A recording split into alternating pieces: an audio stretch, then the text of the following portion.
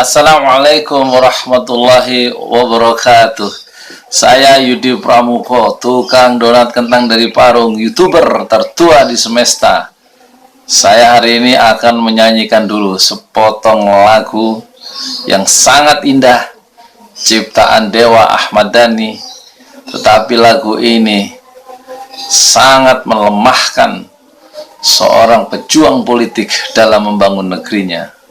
Lagu itu berjudul Hadapi dengan Senyuman.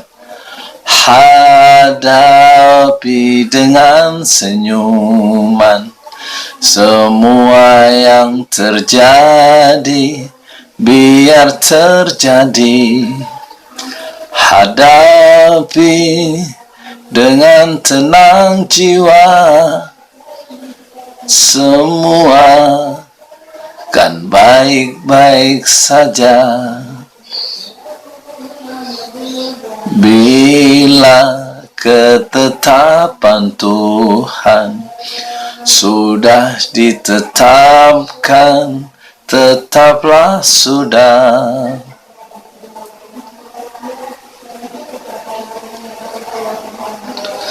Tak ada yang bisa merubah dan takkan bisa berubah. Relakanlah saja ini, bahwa semua yang terbaik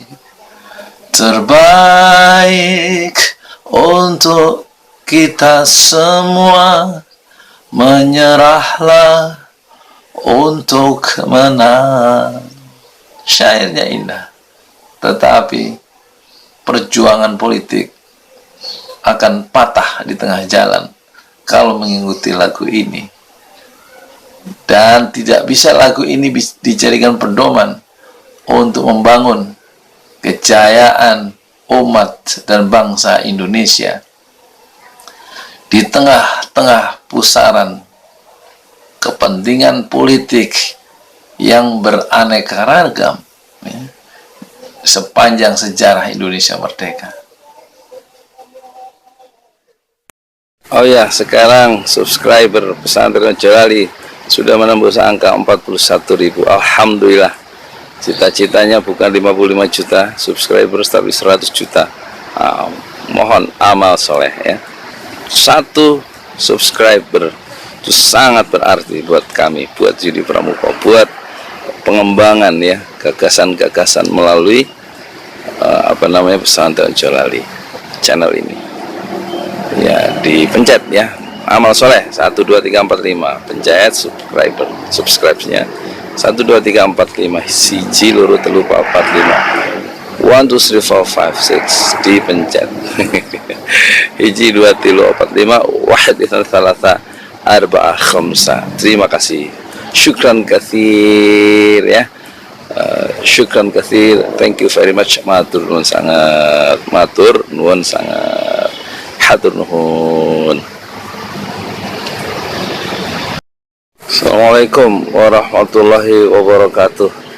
Saya tiba lagi nih di danau. Saya tuh di Parung yang terkenal, yang sudah mendunia. Jadi saya kemarin malam lihat ya ILC yang membahas tentang undang-undang ITE yang memakan korban.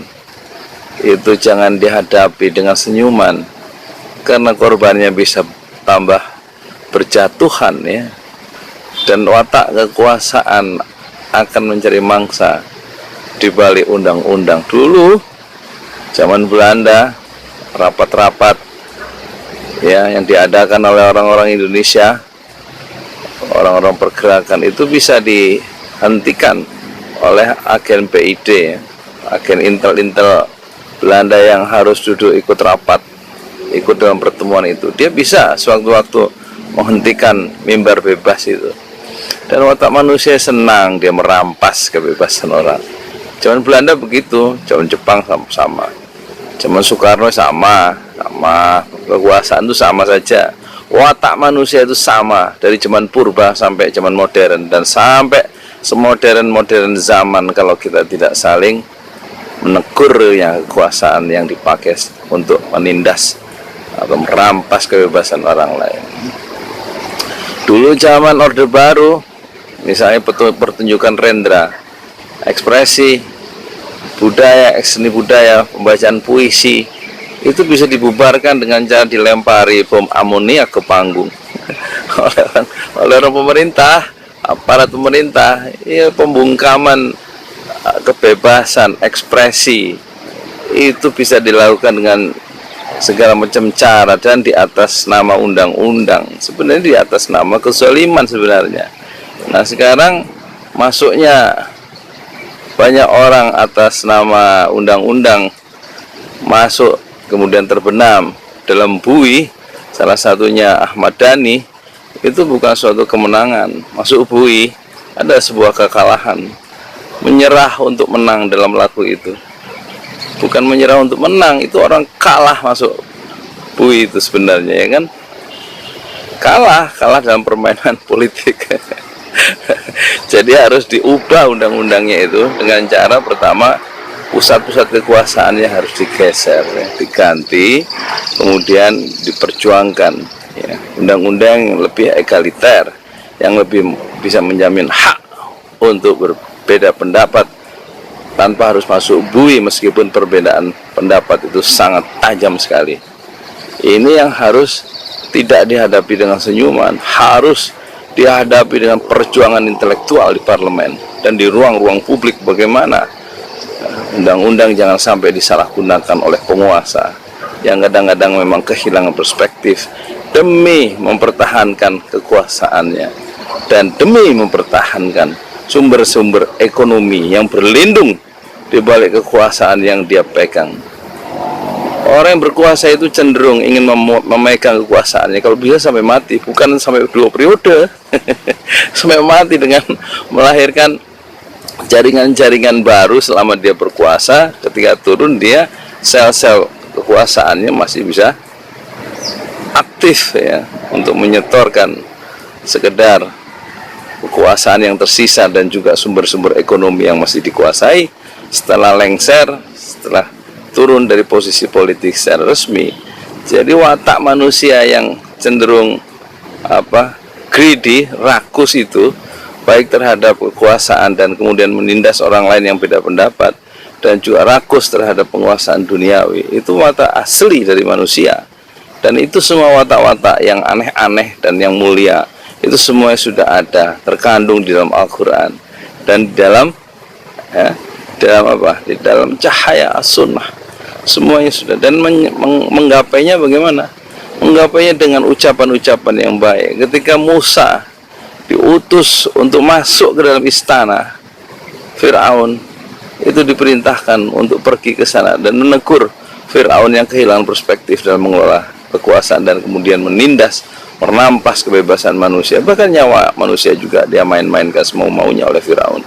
Kemudian Musa ditutus untuk pergi ke pusat kekuasaan, pergi ke pusat kezaliman, pergi ke pilar-pilar istana Fir'aun, dan kemudian diperintahkan untuk mengucapkan, memberikan sentuhan-sentuhan yang lembut, qaulan layyinan, ucapan yang tidak kasar, tidak memaki-maki, tetapi yang lembut, karena yang mengubah hati manusia tetaplah Allah Subhanahu wa ta'ala, bukan dengan ucapan-ucapan yang kasar, ucapan-ucapan yang merendahkan orang lain yang beda pendapat, meskipun itu penguasa sekalipun.